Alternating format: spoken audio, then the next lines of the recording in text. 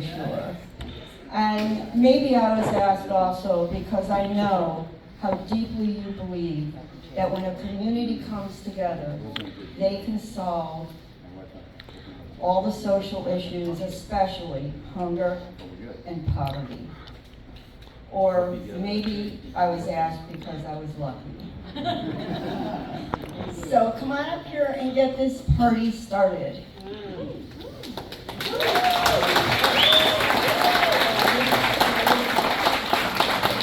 Thank you all very much. There's these two farmers that lived on different sides of the hill, and there was a creek between them. And those farmers lived so long next to the creek and didn't really know each other. And the longer they lived there, the longer they didn't know each other, and they started to not like each other. And then they started to just start frowning at each other. And one day there was this carpenter came into town. And he drove into town and he comes up to one of the farmers and he says, you know, you got any work? And the guy goes, yeah. You see that guy over there? That's my damn neighbor. I want to build a wall. I want to build a wall so I don't even have to see him anymore, I don't have to struggle anymore, and I don't have to suffer anymore. And the guy goes, I can build a wall, but we're going to need more wood. So the guy gets in his truck and he goes down to Harris Ace Hardware and he gathers up all the wood he can get and he drives on back, and as he's driving back up the road, he comes around, and as he's pulling down the road, he sees his neighbor coming out of his house really excited and seems to be very passionate, and he's walking right towards his property. And as he drives down towards his own property, he realizes that carpenter hasn't built a wall, he built a bridge. And that guy comes down the road and he comes right down the hill and he crosses that bridge and he goes right up to the other farmer and he says, thank you. I didn't think you had it in you. And while those two guys are still holding hands, that carpenter's packing up his bags and the farmer says, hey, I've got some more work for you if you'd like. And the carpenter says, no, I think my job here is done.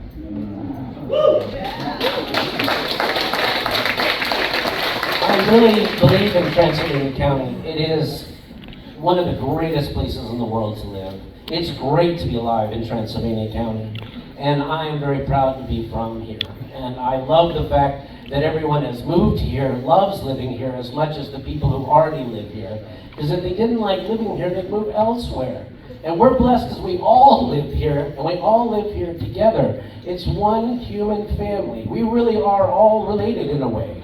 And if we take care of our friends and neighbors, we all do better. It seems to me to be very clear. And in our institutions and the way that we do, I believe faithfully that participation is the way to change the world. We showed at the Bread of Life, if you want to solve hunger and you only have to work 3 hours a week or 3 hours a month, is it worth it? Well, if hunger is an issue and you can solve it by only doing that, isn't that worth it? We have a homeless shelter, and if you could solve homelessness by only working 3 or 6 hours a month, and homelessness is an issue for you, doesn't that seem like participating makes it better? And there's so many different ways you can give. You can give for us at the Bread of Life, you can give money, time, or food. And if you look in this county and you see how many people in the county have given their time, who have given some of their money, or have donated some of their food, you will see an incredible number of people in this county who have participated. Transylvania County is the #1 county per capita in the state of North Carolina in volunteering. Transylvania County is one of 100 counties in North Carolina. And North Carolina is third in the nation in volunteering. We have a culture and a history of it. And that's what makes it such a beautiful place to live for not only the people who are from here, the people who grow up here, but the people who move here or the people who retire here.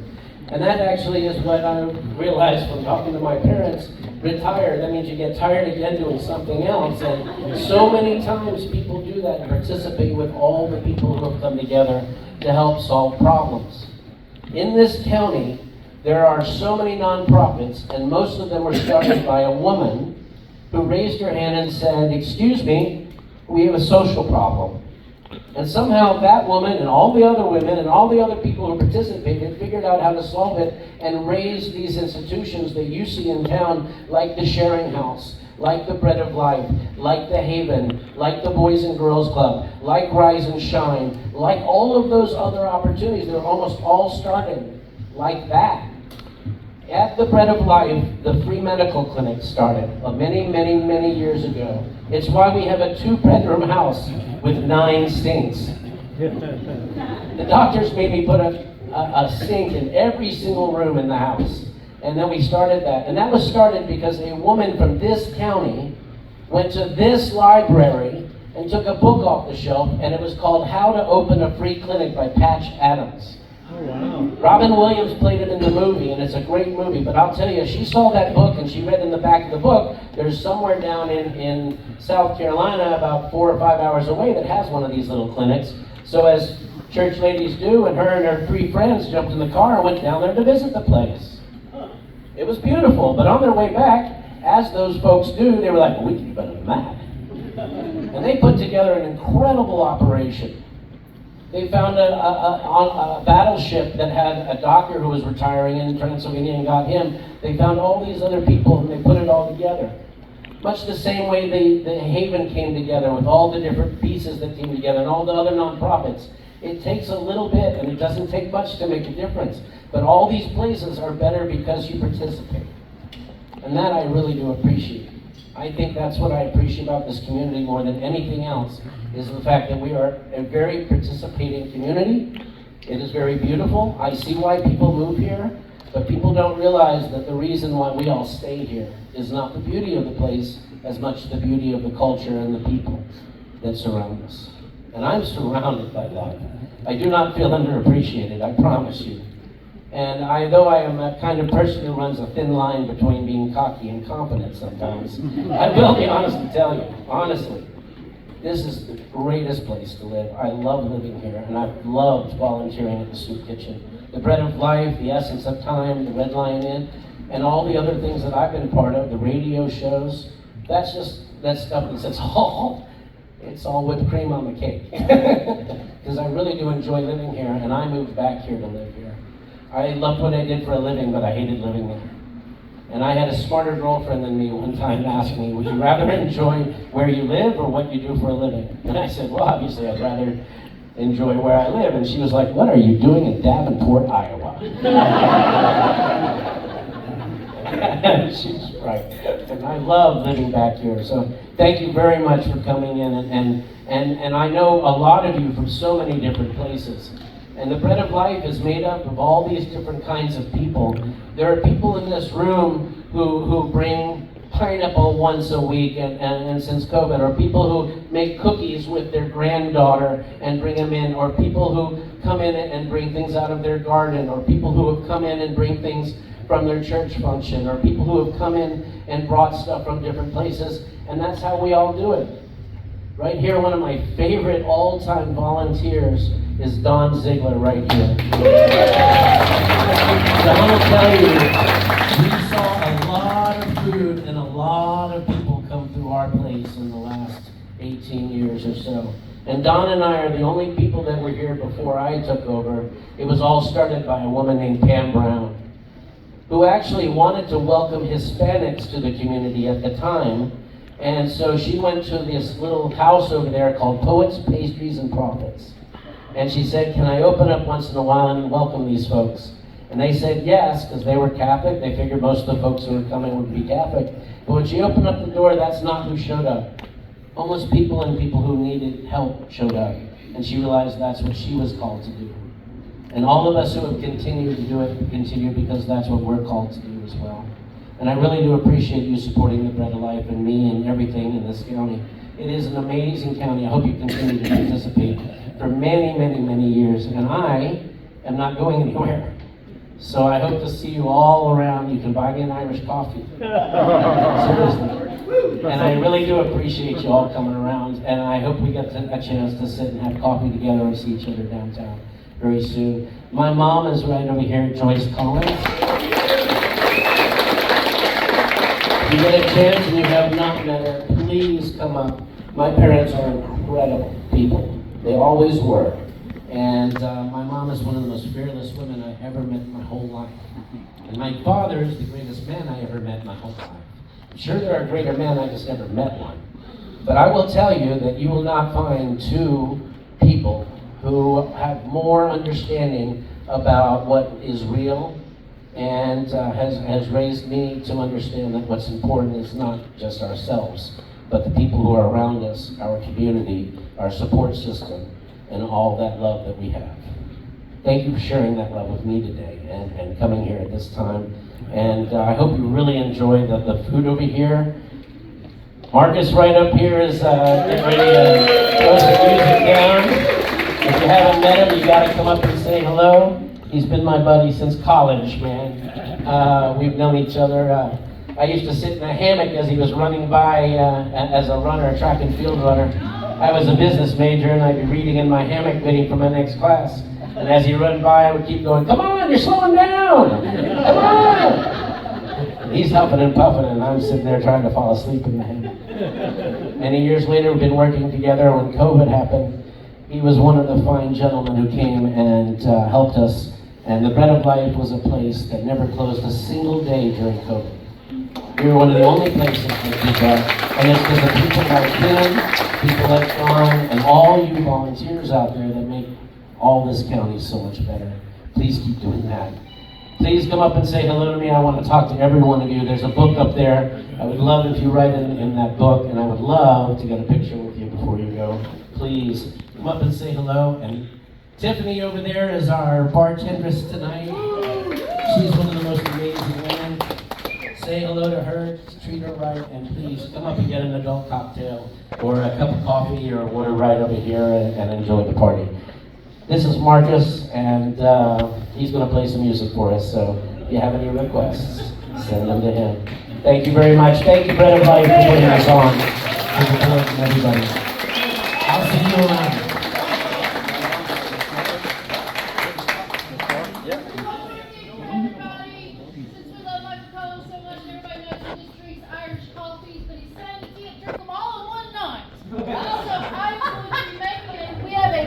Going for him if you want to buy one for in the future.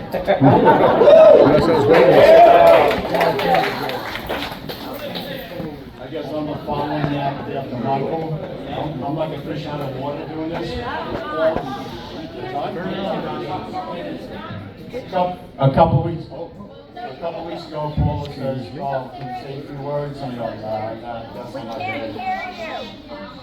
Paula said a couple of weeks ago, how do you like that New York accent? Would you say a few words? And I said, no, that's not my thing. I don't want to do that. So then, about a week ago, she says, gee, we really like you to say some words. So I'm going to talk about Michael. Michael and I have been together for 17 years. I was in the soup kitchen 5 years prior to Michael. I retired here in '02. My mother was 84 years old. She worked for a volunteer ambulance in Queens, New York for 43 years. And then she came here in '84 and said, the pastor of our church, I need something to do. She mentioned the soup kitchen. I go, Mom, we just did all that stuff. We had a homeless shelter. And so anyway, January '03, we went down to the soup kitchen and they let me wash dishes for about 5 years. So anyway, I want to talk about Michael. So I've lost a lot of sleep over the last couple of weeks because I want to think, okay, I got something to read now. Ready, Michael?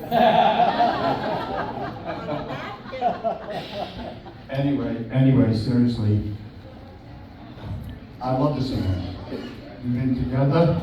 When Pam Brown closed the soup kitchen, I wanted to keep it running. I didn't want her to be the guy, but even if I made tuna fish or peanut butter sandwiches, I just wanted to keep it open. So she said, we got this guy in the wings. So it was Michael. I worked all the days at the kitchen. We used to work Mondays. We knew people. We had things on Sunday night. We didn't know until we got together that it was Michael and our friend Joan Williams who's passed. So I walked over to the soup kitchen. And Michael first thing said, which is odd, right? This is odd for Michael. He asked me, you want a cup of coffee? So So anyway, him and I got together, and we ran the kitchen for 2 months, and I'm the only one who can say that I trained Michael. That's his fault. But like Michael says, it's just a wonderful place. During COVID, Marcus, stand up. Mary Kay, you're in the back. Where is she? Mary Kay, where are you? There you go. And Michael, we kept the kitchen open. 4 people. We kept the kitchen open for 2 years during COVID. And all my thoughts. Anyway, I'd like to have anybody who's worked with me or who does volunteer at the Bread of Life, please stand up. I know Damien is standing up in the back. Anybody who, raise your hands, raise your hands. Yeah, these are all people that come all the time. We have a lady who's in a wheelchair, who can hardly speak. She comes and falls paper, plastic bags on Fridays. We love her, she's just great. But anyway, Michael, I know we're gonna be friends forever. And I'm trying to get my thoughts here. Like Michael says, it's community. Come in unity, community. And that's what he's done. He's brought a lot of organizations together, and he's the guy who got this whole thing going. And hopefully, all you folks will give us some money so we can build a new building. Thank you, everybody. Please come in and let's enjoy ourselves now. Come on out. Thank you.